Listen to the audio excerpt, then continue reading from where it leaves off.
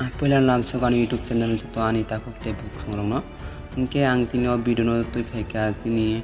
tur prahastani jotone samaya ganang buba garani tu inke botini abini kok khirong mungika je tabuk phana puni uporo je kok hamya sajong nai te bin sakawa hamya kok ka ma sajong nai rong mo bini voice message khai phirok dika bini je ta phana bini on sumar no buji ang tonai rong genarok bo tam saka khnanya jani video ni singti ge Deta kok video no anaiman ya gola ke bana share khain ta pugdi tamke je borok ta kon binom voice message rong no khna ba saimi ang komai khna hange borok a video nai ma ya gola joto ta khukte bu songrok saima nang to botam jani kok sarkha te tam phiro muni khanram joto no nai je ne video mi sinte bye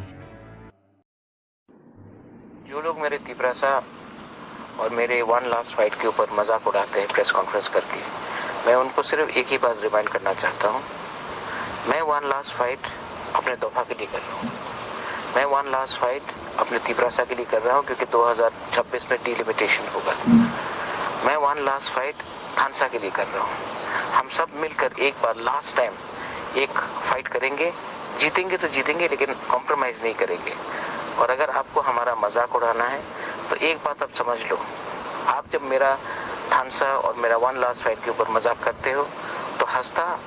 तिब्रासा नहीं है, हंसता वो लोग है जिसको आप बांग्लादेशी बोलते हो। क्लियरली समझ लो कि आप